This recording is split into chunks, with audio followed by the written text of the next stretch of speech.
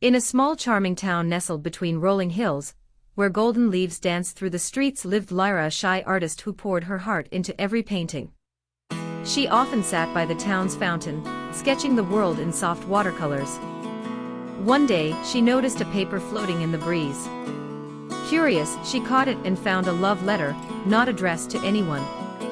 She unfolded it and read, "To the one who paints the world with light. Your presence turns ordinary moments into art. If only I had the courage to tell you this in person, but for now, let the wind carry my heart to you." Lyra's breath hitched. Who could have written something so beautiful? Looking around, she saw only the usual passers-by, the baker carrying warm loaves, the elderly couple holding hands, and Liam, the quiet bookstore owner, arranging books in his window. Deciding to play along, she wrote back, "To the poet of the wind. Your words have painted colors in my heart." She left the note under the fountain's stone base. The next day, another letter arrived, tucked inside her sketchbook when she wasn't looking. Then another and another. Each letter spoke of stolen glances, of admiration woven into the fabric of everyday life, and of a love too timid to be spoken aloud. Lyra found herself falling, not just for the words, but for the soul behind them. One evening, under a sky dusted with stars, she wrote, "Meet me by the fountain when the moon is at its highest.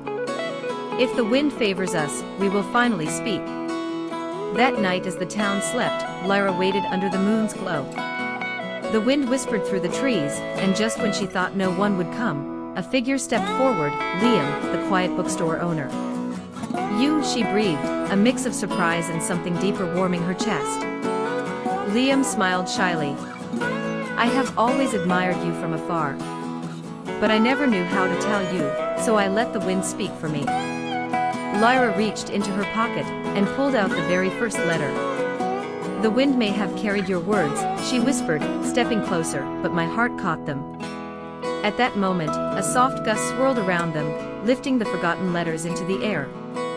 They danced in the breeze like petals, glowing in the moonlight, before settling gently at their feet, no longer lost, no longer waiting. Liam took her hand. The wind had carried his love to her, and now, finally, she carried it back to him. And from that night on, the fountain was no longer just a place where Lyra painted, it was where love, once carried by the wind, had finally come home.